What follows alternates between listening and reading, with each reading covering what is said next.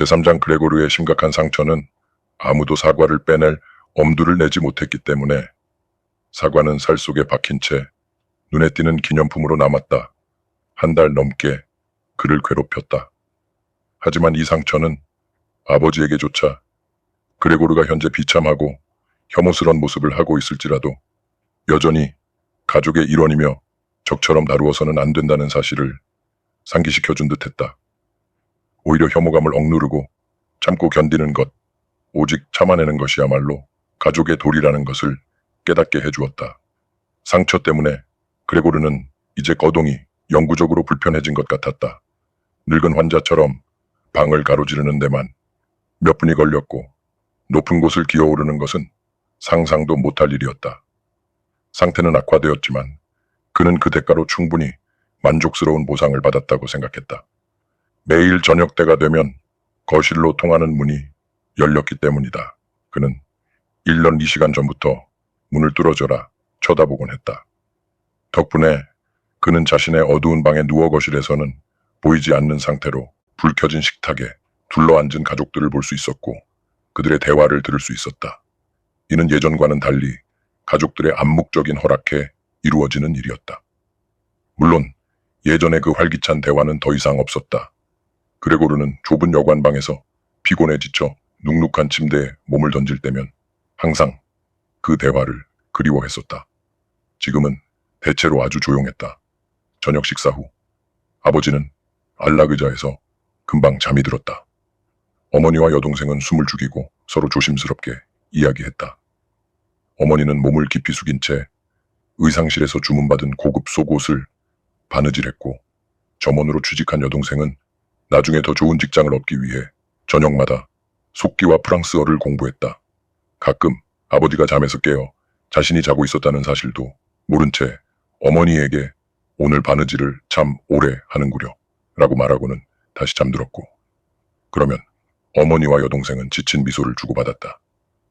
아버지는 일종의 고집으로 집에서도 사완 제복을 벗으려 하지 않았다. 잠옷이 옷걸이에 걸려 있는데도 아버지는 제복을 입은 채 자리에 앉아 졸았고 마치 언제나 근무 대기 중이며 여기서도 상사의 목소리를 기다리는 사람 같았다.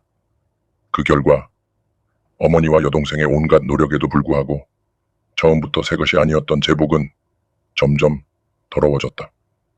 그레고르는 종종 저녁 내내 얼룩투성이가 된 옷 하지만 금단추만은 언제나 반짝이는 그 옷을 입고 불편하게나마 평화롭게 자고 있는 늙은 아버지를 바라보았다.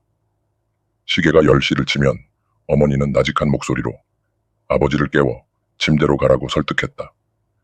여기서 자면 제대로 잘 수 없고 6시에 출근해야 하는 아버지에게는 숙면이 꼭 필요했기 때문이다. 하지만 사완이 된 이후 생긴 고집 때문에 아버지는 자꾸 졸면서도 식탁에 더 앉아 있겠다고 우겼고 침대로 가자고 하면 거부하곤 했다. 어머니와 여동생이 아무리 타일러도 소용없었다. 아버지는 15분 동안이나 눈을 감은 채 천천히 고개를 저으며 일어서지 않았다.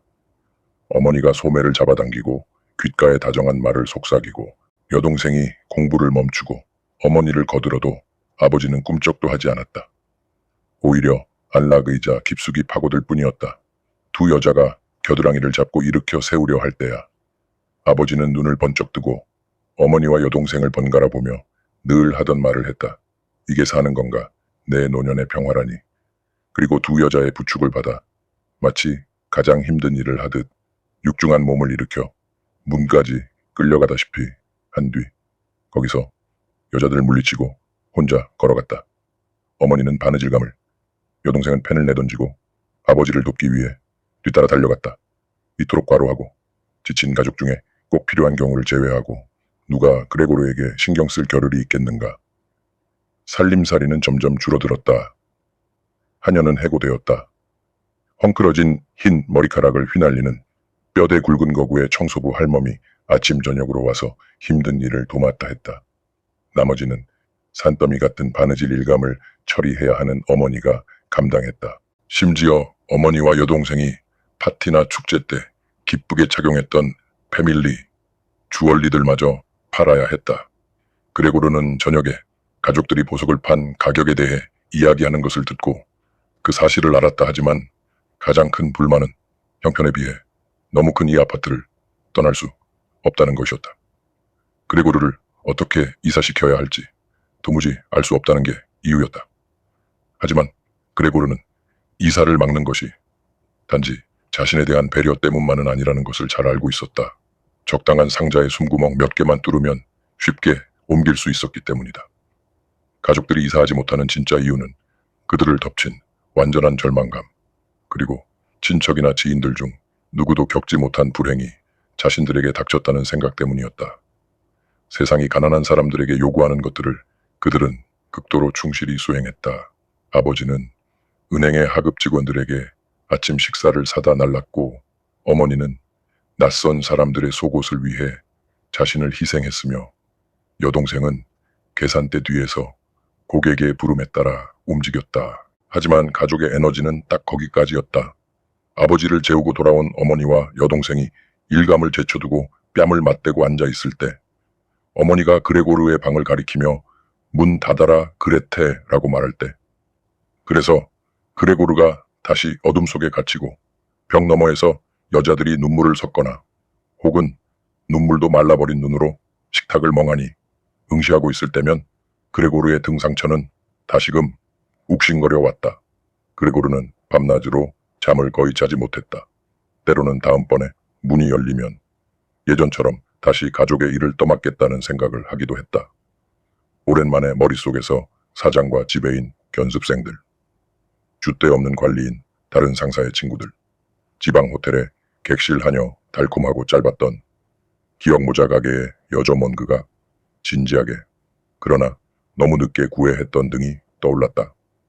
그들은 낯선 사람들이나 이미 잊힌 사람들과 뒤섞여 나타났다 하지만 그들은 그레고르와 가족을 돕기는커녕 모두 다가가기 힘든 존재들이었고, 그레고르는 그들이 사라지면 오히려 기뻐했다. 그러다가는 가족을 걱정할 기분조차 들지 않아 자신을 엉망으로 돌보는 것에 대해 화가 치밀어 오르기도 했다.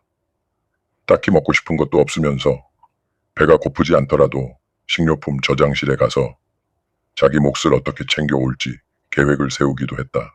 여동생은 이제 그레고르가 무엇을 좋아할지 고민하지 않았다. 아침과 점심 출근 전에는 발로 대충 아무 음식이나 방 안으로 밀어 넣었고, 저녁에는 음식을 먹었든 안 먹었든 대개 손도 대지 않은 경우가 많았다. 빗자루로 휙 쓸어내버렸다. 이제 항상 저녁에 하는 방 청소는 더 이상 빠를 수 없을 정도로 대충 이루어졌다. 벽을 따라 먼지띠가 생겼고 여기저기 먼지와 쓰레기 뭉치가 굴러다녔다. 처음에 그레고르는 여동생에게 항의하는 뜻으로 가장 더러운 구석에 자리를 잡고 버텨보기도 했다. 하지만 몇 주를 거기서 버틴다 해도 여동생의 태도는 변하지 않을 것 같았다. 사실 그녀도 그레고르만큼이나 먼지를 잘 보고 있었지만 그냥 두기로 작정한 것이었다. 이 문제에 있어서 여동생은 가족 전체를 지배하게 된 새로운 예민함으로 그레고르의 방 청소만큼은 자신만의 영역으로 고수하려 했다. 한 번은 어머니가 그레고르의 방을 대청소한 적이 있었다. 물을 몇 양동이나 써서 간신히 끝낸 청소였지만 그 습기 때문에 그레고르는 병이 나서 소파 위에 꼼짝 않고 누워 있어야 했다.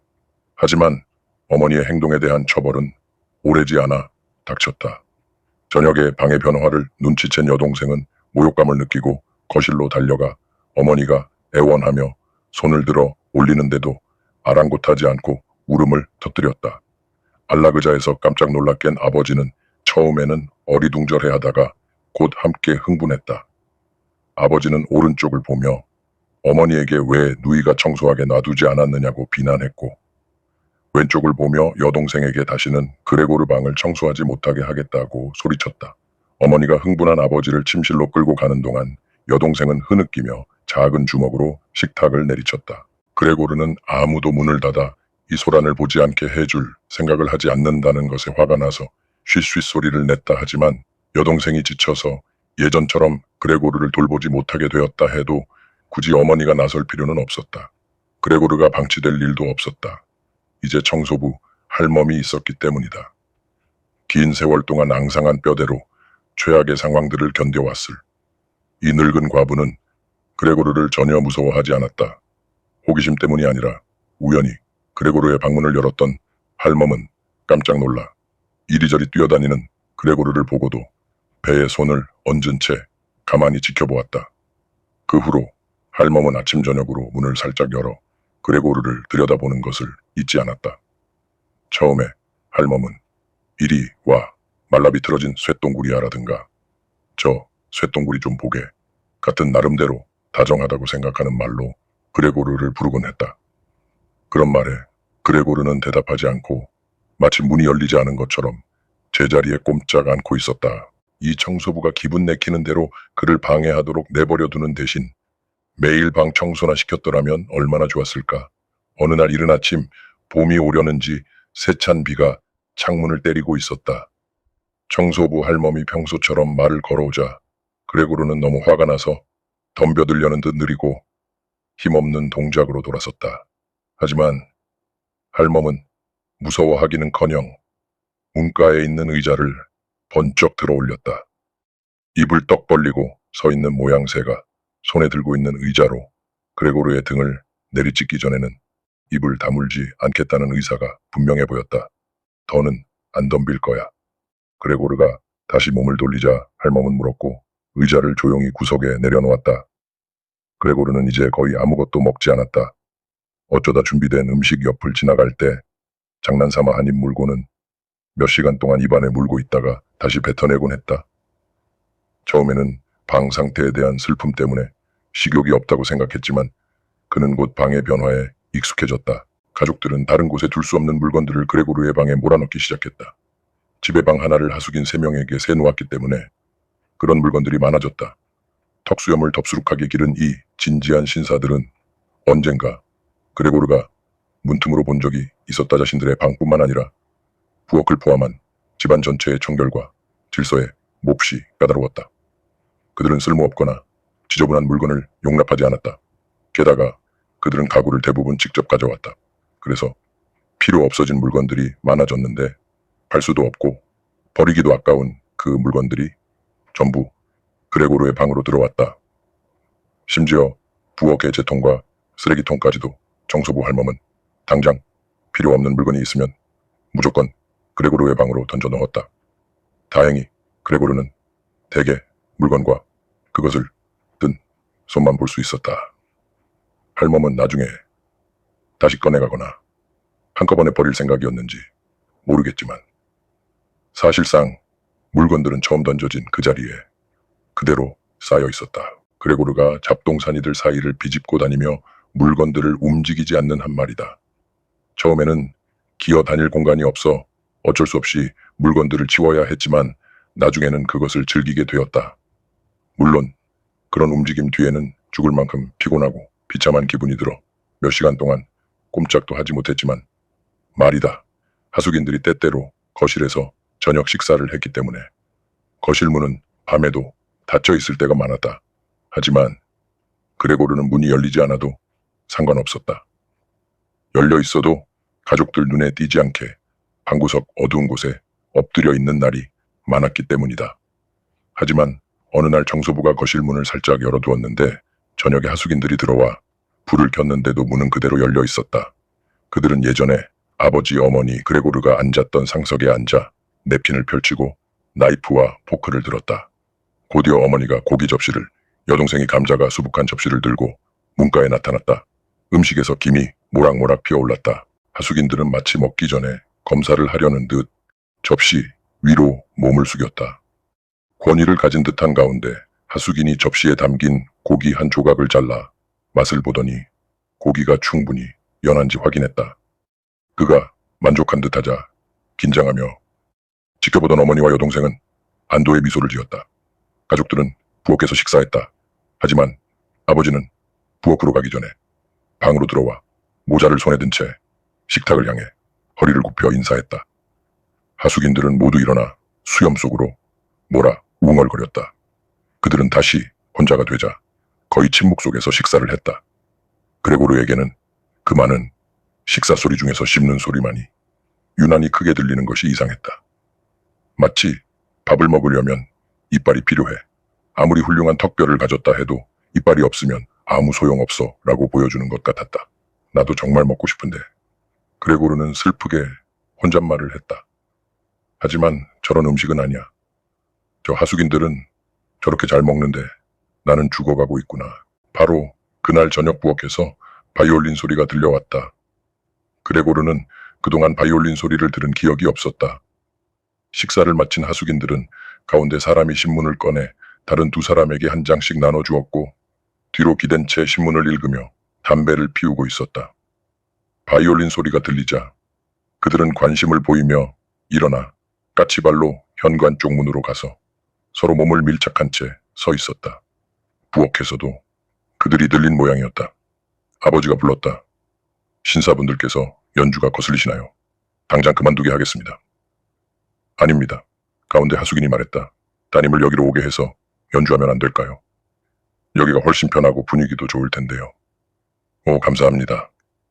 아버지는 마치 자신이 연주하는 사람처럼 기뻐하며 외쳤다. 신사들은 방으로 물러나 기다렸다. 곧 아버지가 악보대를 어머니가 악보를 여동생이 바이올린을 들고 들어왔다.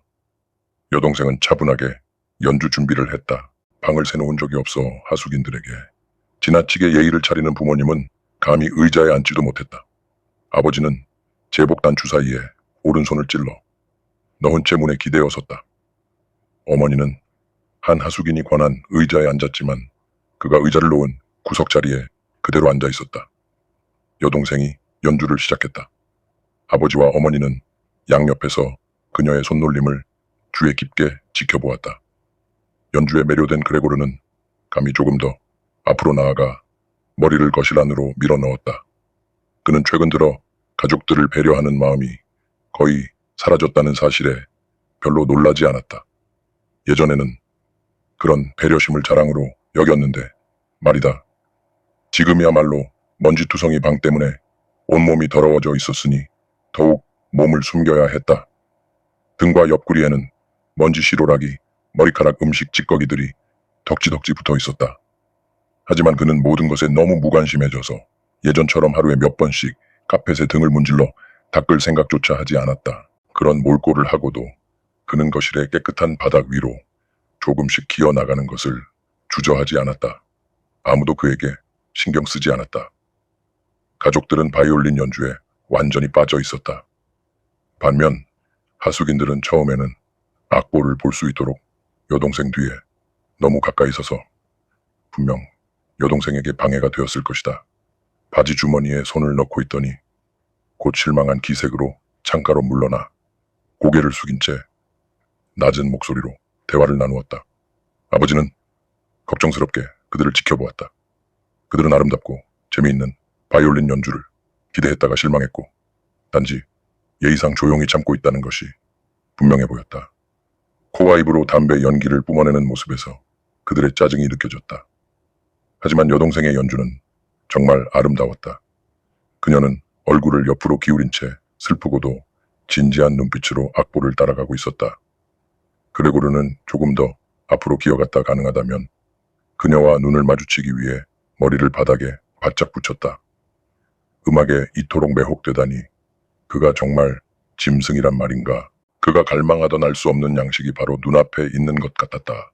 그는 여동생에게까지 기어가 치맛자락을 잡아당겨 아무도 그녀의 연주를 진정으로 알아주지 않는 이곳 대신 내 방으로 와서 연주해 달라고 말하고 싶었다.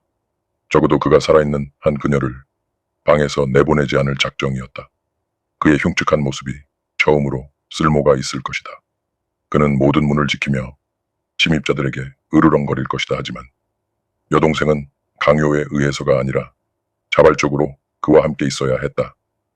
그녀는 소파 위 그레고르 옆에 앉아 귀를 기울일 것이고 그러면 그레고르는 그녀에게 털어놓을 것이다.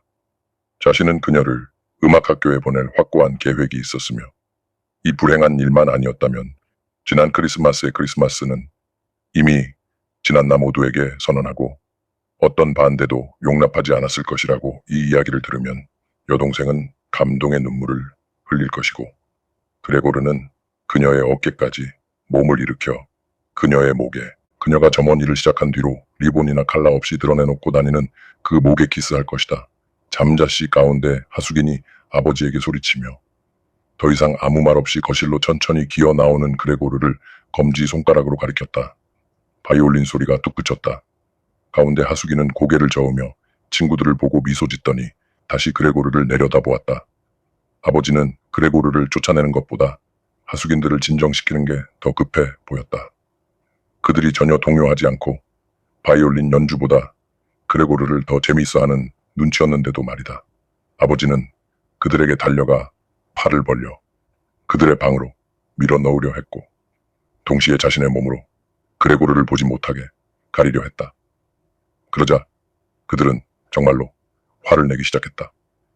아버지의 행동 때문인지 아니면 자신들도 모르는 사이에 그레고르 같은 이웃과 살고 있었다는 사실을 뒤늦게 알게 되어서인지는 알 수 없었다. 그들은 아버지에게 해명을 요구하며 팔을 휘두르고 수염을 잡아당기며 아주 천천히 자기 방으로 물러났다. 그 사이 연주가 갑자기 중단되어 멍해 있던 여동생은 정신을 차렸다. 그녀는 축 늘어진 손에 바이올린과 활을 든 채 악보를 들여다보고 있다가 갑자기 어머니의 무릎에 어머니는 숨을 헐떡이며 앉아 있었다. 악기를 올려놓고 옆방으로 달려갔다. 아버지가 재촉하는 바람에 하숙인들이 그 방으로 빠르게 다가가고 있었다. 여동생의 숙련된 손놀림으로 침대 시트와 베개가 휙휙 날아올라 정돈되는 것이 보였다. 하숙인들이 방에 도착하기도 전에 그녀는 잠자리를 다 봐놓고 빠져나왔다. 아버지는 고집에 사로잡혀 하숙인들에 대한 예의를 완전히 잊은 듯했다. 그는 계속 그들을 밀어붙였고 결국 방문 앞에서 가운데 하숙인이 발을 쿵구르며 아버지를 멈춰 세웠다. 나는 선언합니다. 그는 손을 들어 어머니와 여동생을 가리키며 말했다. 이 아파트와 가족의 수치스러운 상태를 고려하여 그는 바닥에 침을 퇴뱉었다. 내 방 계약을 즉시 해지하겠소. 물론 내가 여기 머문 기간에 대한 돈도 한 푼도 내지 않을 겁니다. 오히려 당신들을 상대로 손해배상 청구를 할까 생각 중인데 믿으시오. 그 근거는 아주 명백할 거요. 그는 입을 다물고 뭔가를 기다리는 듯 앞을 응시했다. 아니나 다를까. 두 친구가 즉시 거들었다. 우리도 즉시 해약하겠소. 그러고는 방문 손잡이를 잡고 문을 쾅 닫더니 잠가버렸다. 아버지는 비틀거리며 의자로 가서 털썩 주저앉았다. 늘 그렇듯 저녁잠을 자려는 것처럼 보였지만 힘없이 흔들리는 고개를 보면 전혀 자고 있지 않다는 것을 알 수 있었다. 그레고르는 하숙인들에게 발각된 그 자리에 꼼짝 않고 엎드려 있었다. 계획이 수포로 돌아갔다는 실망감과 극심한 굶주림으로 인한 허기 때문에 움직일 수가 없었다. 당장이라도 어떤 파국이 덮쳐올 것 같아 두려움에 떨며 기다렸다. 어머니의 무릎에서 바이올린이 미끄러져 떨어지며 딩 하고 울리는 소리에도 그는 놀라지 않았다. 문을 쾅 닫더니 잠가버렸다. 아버지는 비틀거리며 의자로 가서 털썩 주저앉았다. 늘 그렇듯 저녁잠을 자려는 것처럼 보였지만 힘없이 흔들리는 고개를 보면 전혀 자고 있지 않다는 것을 알 수 있었다. 그레고르는 하숙인들에게 발각된 그 자리에 꼼짝 않고 엎드려 있었다. 계획이 수포로 돌아갔다는 실망감과 극심한 굶주림으로 인한 허기 때문에 움직일 수가 없었다. 당장이라도 어떤 파국이 덮쳐올 것 같아 두려움에 떨며 기다렸다.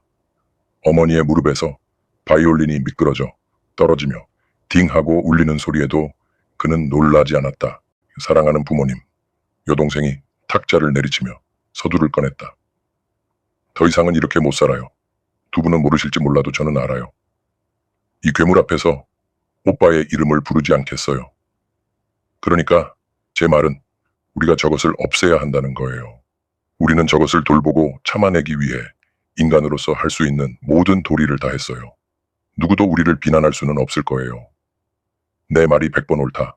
아버지가 혼잣말처럼 중얼거렸다. 어머니는 아직도 숨을 제대로 쉬지 못한 채 입을 막고 멍한 눈빛으로 기침을 해대기 시작했다. 여동생이 어머니에게 달려가 이마를 짚었다. 여동생의 말은 아버지를 생각에 잠기게 한 것 같았다. 아버지는 똑바로 앉아 하숙인들이 먹다 남은 접시들 사이에서 제복 모자를 만지작거리지며 가끔 꼼짝 않는 그레고르를 쳐다보았다. 우리는 저것을 내보내야 해요. 여동생이 아버지에게 단호하게 말했다.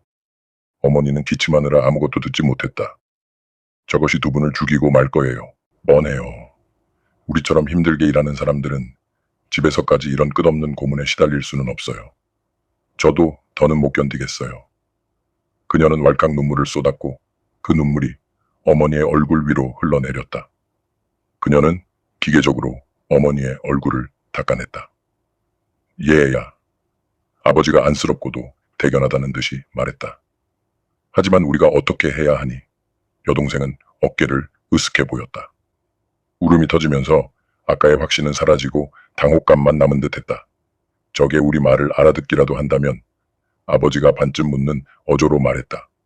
여동생은 흐느끼면서도 손을 세차게 흔들며 그럴 리 없다는 뜻을 비쳤다. 저게 우리 말을 알아듣는다면 아버지는 눈을 감으며 여동생의 확신을 받아들였다. 어떤 합의라도 볼 수 있을 텐데. 하지만 지금 상태로는 내보내야 해요. 여동생이 소리쳤다. 그것만이 유일한 방법이에요, 아빠. 저게 그레고르 오빠라는 생각을 버리셔야 해요. 우리가 그렇게 오래 믿어왔다는 것, 그게 바로 우리의 진짜 불행이에요. 하지만 저게 어떻게 그레고르일 수가 있어요. 만약 저게 그레고르 오빠였다면 인간이 저런 짐승과 함께 살 수 없다는 걸 진작 깨닫고 제 발로 나갔을 거예요. 그랬다면 오빠는 없어도 우리는 오빠에 대한 추억을 간직하며 살 수 있었겠죠. 하지만 저 짐승은 우리를 괴롭히고 하숙인들을 쫓아내고 급기야 집 전체를 차지하고 우리를 길바닥으로 내쫓으려 하고 있어요. 저것 좀 보세요, 아빠. 그녀가 갑자기 비명을 질렀다. 또 시작이야. 그레고르에게는 도저히 이해할 수 없는 공포에 사로잡혀 여동생은 어머니 곁을 떠나 의자에서 몸을 떼어냈다. 마치 그레고르 근처에 있느니 차라리 어머니를 희생시키겠다는 듯이. 그녀는 아버지 뒤로 숨었다. 아버지도 그녀의 행동에 놀라 일어나서 여동생을 보호하려는 듯 팔을 들어 올렸다. 하지만 그레고르는 누구도, 특히 여동생을 겁줄 생각은 추호도 없었다.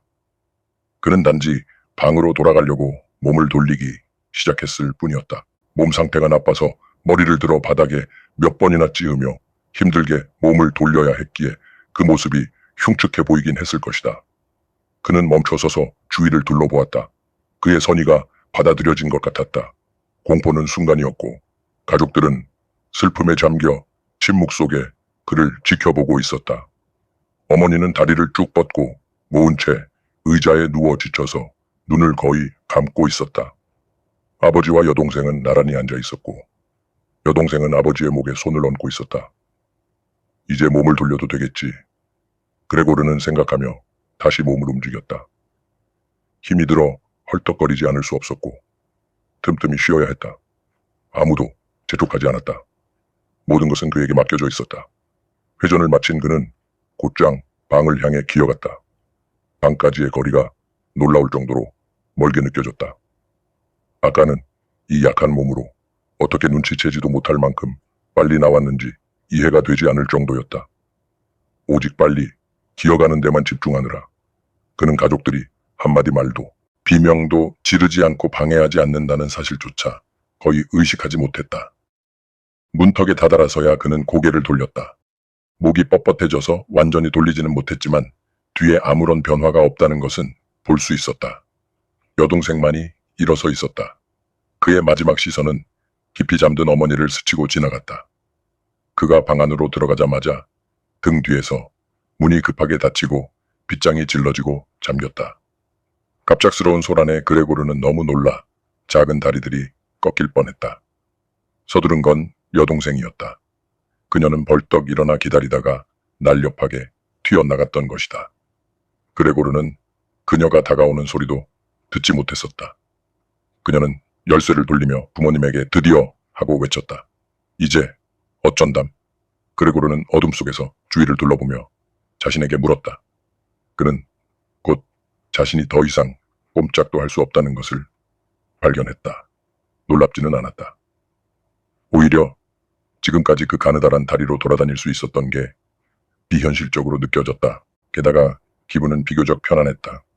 온몸이 욱신거렸지만 고통이 점점 약해지다가 결국 완전히 사라질 것 같았다.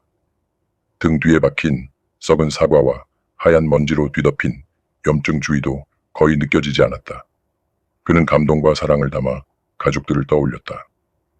자신이 사라져야 한다는 생각은 여동생보다 그가 더 확고했다. 그는 시계탑 종이 새벽 3시를 칠 때까지 공허하고 평화로운 사색에 잠겨 있었다. 창밖이 희뿌옇게 밝아오는 것을 마지막으로 보았다. 그러고는 자신도 모르게 고개가 툭 떨어졌고 코에서 마지막 숨이 약하게 흘러나왔다. 이른 아침 청소부 할멈이 왔다. 그녀는 넘치는 힘과 급한 성격 탓에 제발 조용히 해달라고 몇 번이나 부탁받았음에도 불구하고 문을 쾅쾅 닫아대서 그녀가 오면 집안에서 단잠을 자기는 글렀다. 그녀는 평소처럼 그레고르를 잠깐 들여다보다가 처음에는 별다른 점을 발견하지 못했다. 그가 꼼짝 않고 누워있는 게 비쳐서 그런 거라고 생각했다. 그녀는 그레고르가 그럴 만큼 지능이 있다고 믿었다. 마침 긴 빗자루를 들고 있던 터라 문가에서 그레고르를 간지럽혀 보았다. 아무 반응이 없자 짜증이 난 그녀는 빗자루로 그레고르를 쿡 찔렀고 저항 없이 밀려나자 그제야 주의 깊게 살펴보았다. 상황을 파악한 할멈은 눈이 휘둥그레져서 휘파람을 불었다. 하지만 오래 지체하지 않고 침실 문을 벌컥 열고 어둠 속에 대고 큰 소리로 외쳤다. 와서 좀 보세요. 저게 되졌어요. 저기 누워서 아주 뻗어버렸다고요. 잠자 부부는 침대에서 벌떡 일어났고 할멈의 말뜻을 파악하기도 전에 놀란 가슴부터 진정시켜야 했다. 곧 잠자 씨는 어깨에 이불을 걸치고 잠자 부인은 잠옷 차림으로 그레고르의 방으로 들어갔다. 거실 문도 열렸다. 하숙인들이 온 뒤로 그레테는 거실에서 잤다. 그녀는 한숨도 못 잔 듯 옷을 다 입고 있었고 창백한 얼굴이 그것을 증명했다. 죽었니? 잠자 부인이 청소부에게 물었다. 직접 확인해 볼 수도 확인 없이도 알 수 있었을 텐데 말이다. 그런 것 같네요. 청소부는 빗자루로 그레고르의 시체를 옆으로 쑥 밀어 보이며 말했다. 잠자 부인은 빗자루를 막으려는 듯 손을 뻗었지만 그만두었다. 자, 잠자 씨가 말했다. 이제 하나님께 감사드릴 수 있겠군. 그는 성호를 그었고 세 여자도 따라했다. 시체에서 눈을 떼지 못하던 그레테가 말했다. 이것 좀 봐. 정말 말랐어. 오랫동안 아무것도 안 먹었잖아. 음식이 들어갔다가 그대로 다시 나왔는걸. 사실 그레고르의 몸은 완전히 납작하고 말라 있었다. 작은 다리들이 몸을 지탱하고 있지 않고 시선을 분산시킬 다른 요소가 없어서 더욱 그렇게 보였다. 그레테, 우리 방으로 잠깐 오렴. 잠자 부인이 쓸쓸한 미소를 지으며 말했다. 그레테는 시체를 돌아보며 부모님 뒤를 따라 침실로 들어갔다. 청소부는 문을 닫고 창문을 활짝 열었다. 이른 아침이었지만 신선한 공기에는 따스한 기운이 섞여 있었다. 벌써 3월 말이었다. 하숙인 3명이 방에서 나와 자신들의 아침 식사가 잊힌 것에 놀라며 두리번거렸다. 아침 식사는 어디 있죠? 가운데 하숙인이 퉁명스럽게 청소부에게 물었다. 청소부는 손가락을 입술에 대고 조용히 하라는 신호를 보내더니 그들을 그레고르의 방으로 불렀다. 그들은 낡은 재킷 주머니에 손을 넣은 채 이미 꽤 밝아진 방 안에서 그레고르의 시체를 둘러싸고 섰다. 그때 침실 문이 열리고 제복을 입은 잠자 씨가 한 팔에 아내를, 다른 팔에 딸을 끼고 나타났다. 다들 울어서 눈이 조금 부어 있었다. 그레테는 가끔 아버지의 팔에 얼굴을 묻었다. 당장 내 집에서 나가시오. 잠자 씨가 두 여자를 놓지 않은 채 문을 활짝 열고 말했다. 무슨 뜻입니까? 가운데 하숙인이 당황하여 얼버무리며 웃었다. 다른 두 사람은 뒤짐을 지고 손을 비비고 있었다. 큰 싸움이 나서 자신들에게 유리한 결과가 나오기를 기대하는 눈치였다. 말 그대로요. 잠자 씨는 대답하며 두 여자와 함께 하숙인에게 똑바로 다가갔다. 하숙인은 잠시 꼼짝 않고 바닥을 내려다보았다. 머릿속에서 상황을 다시 정리하는 것 같았다. 좋소, 그럼 나가리다. 그는 갑자기 겸손해져서 이 결정에 대해 다시 허락을 구하는 듯 잠자 씨를 올려다보았다. 잠자 씨는 눈을 부릅뜬 차에 고개를 끄덕여 주었다. 그러자 하숙이는 긴 보폭으로 성큼성큼 현관으로 나갔다. 두 친구는 이미 잠자 씨가 자신들보다 먼저 현관으로 나와 우두머리와의 재회를 방해할까봐 걱정되는 듯 허둥지둥 뒤따라갔다. 현관에서 세 사람은 옷걸이에서 모자를 짚고 지팡이를 챙긴 뒤 말없이 절을 하고 아파트를 나갔다. 잠자 씨는 전혀 근거 없는 불신감에 두 여자와 함께 층계참까지 나가 난간에 기대어 새 하숙인이 긴 계단을 천천히 내려가는 모습을 지켜보았다. 그들은 층마다 계단이 꺾이는 곳에서 사라졌다가 다시 나타났다.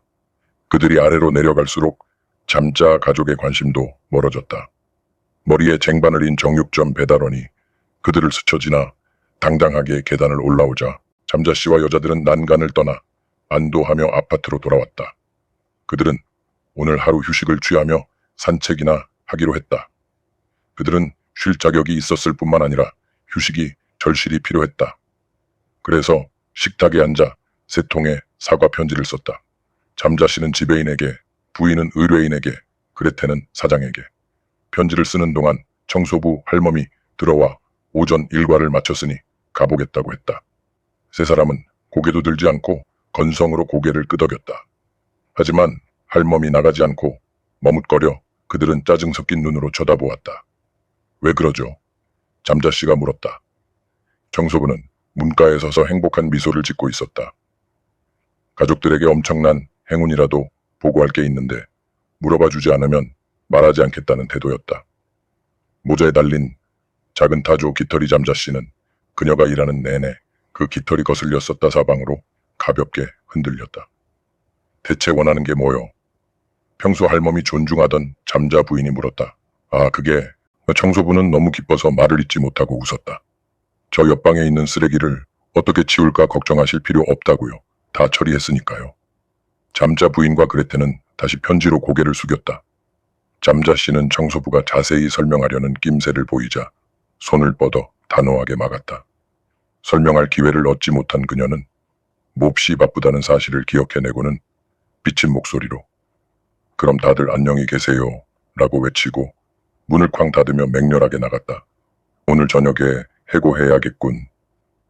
잠자 씨가 말했지만 아내와 딸에게서 대답은 없었다. 청소부가 그들이 겨우 찾은 평온을 다시 깨트린 것 같았다.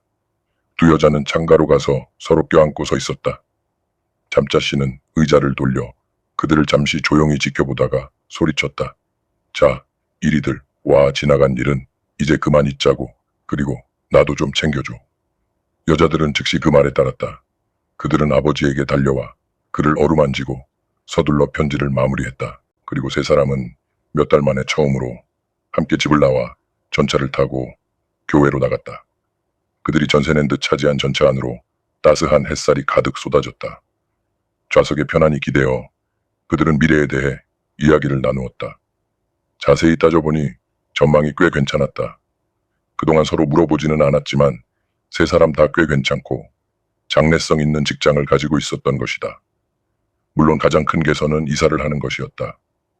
그들은 이제 그레고르가 골랐던 지금의 아파트보다 더 작고 저렴하지만 위치가 좋고 살기 편한 곳을 구하기로 했다. 즐겁게 이야기를 나누는 동안 잠자 부부의 눈에 온갖 고생으로 뺨이 창백해지긴 했지만 어느새 아름답고 풍만한 숙녀로 피어난 딸의 모습이 들어왔다. 부부는 말이 없었지만 눈빛으로 교감하며 이제 딸에게 착실한 신랑감을 찾아줄 때가 되었다고 생각했다. 그리고 전차 여행이 끝날 무렵 딸이 먼저 일어나 젊은 몸을 쭉 펴고 기지개를 켜는 모습은 그들의 새로운 꿈과 좋은 계획을 확인해 주는 듯했다.